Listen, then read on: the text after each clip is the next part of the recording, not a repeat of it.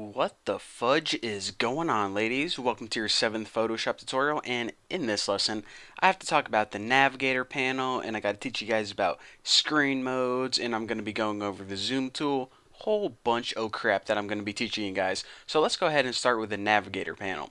Now by default the navigator panel is not visible, so go ahead to your window and make sure that the navigator panel has a check next to it. If it doesn't, then go ahead and click it, and now you see that your navigator panel opens up on the left hand side. So just go ahead and make this a little bit bigger, not too big, that's what she said, and that looks pretty good right there. So what the navigator panel is it's basically an easy way to navigate around your image or document. Now the pretty much most simple thing that you can do with it is just zoom in and out of your image. So here's my main image right now. This is actually a picture of my sister. I don't know what she's doing, just probably, being a model in training. So to zoom in, what you need to do is hold this slider right here on your navigator panel and zoom in just like this. Now, as you can see, a red box appears whenever you zoom in far enough. Now, the red box basically represents the visible area of your image. So, as you can see, it's, close to her hand and her bottom lip. So that is the visible area in your main document. Now, of course, if you want to zoom out, you can either use the slider or you can use these two little mountain icons next to it. Small mountain, of course, zooms out. Large mountain zooms in increments. Now the last thing that you could do, or the last technique that you can use, is you can actually enter a value. So you know how we're zoomed in to 81%? Well, if we want to go ahead and zoom out to, I don't know, 25%, just go ahead and type in 25, hit enter, and then your image is going to be zoomed out 25%. By the way, the default is 100 right there. So aside from that, as you can see, earlier I talked about this little red box. Now, red is a pretty cool color, and this little red box is contrast to a lot of typical pictures.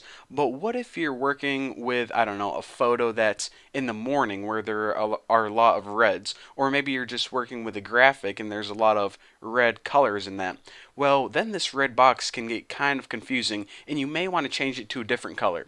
So to change this red box to a different color, what you need to do is you need to use the option menu right here and choose panel options.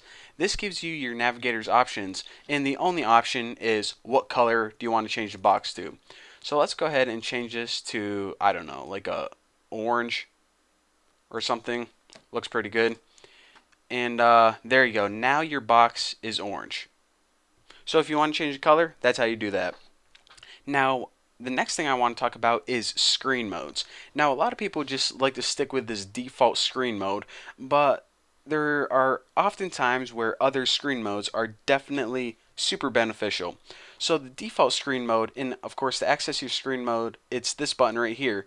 The default screen mode is standard screen mode, and that's a screen mode with all your panels, the bar at the bottom, pretty much all this gray space around it. Now if you want to go to a different one, then choose full screen mode with menu bar. Now as you can see, whenever I did that, everything kind of changed, and the first thing you can notice is the little Windows bar that was on the bottom that had the little Windows icon and the time and the toolbar. It disappeared. Also, there are no tabs on the top giving you the name of the document. Now the last screen mode is full screen mode, and whenever you select this, it gives you a little prompt that says, okay, you're about to go into full freaking screen mode. It's kind of a big deal, and the reason that they give you this prompt is because whenever you click full screen, there are no buttons. So if you're clicking around like, how do I get out? How do I get out? You get out by pressing escape or F, and then it puts you back into standard. But those are the different screen modes, and one thing I want to point out is that, of course, in standard mode you can do things like paint the picture. In full screen mode, you also have full access to all of your tools. So even though you can't see your tools on the left hand side, you can go ahead and, I don't know, maybe draw her a pair of glasses, or just give her some nail polish. You also have full access to your tools even though you can't see them. A lot of people don't know that. Now the last thing I want to talk about, now that we covered screen mode and the navigator panel, is the zoom tool. Now this zoom tool is the magnifying glass right here, and it's the first tool that I want to go over because it's extremely important. Now even though it's only one tool, there are multiple ways that you can zoom in and around your image. The first thing you can do is you can click a certain spot. So say I wanted to zoom into her eye. I'm just going to go ahead and hold the tool over her eye, click, click, click. It zooms into her eye. So then, maybe I could make some better glasses or change the color of her eye, whatever I want to do. Now, another thing that's kind of useful is you can also hold this in. Now, instead of clicking, just click once and hold it in. And as you can see, it zooms slowly into wherever you're holding. Now the last thing that you can do, aside from clicking and holding it in, is you can drag. So whenever you click this and drag right, it zooms in, and whenever you drag left, it zooms out. So remember, click, hold it in, or drag right and left. Those are the three different ways you can zoom. And another thing I want to show you guys real quick is, say you were zooming around and you got all confused. If you just double click this little magnifying glass, then it puts you back to 100% default value.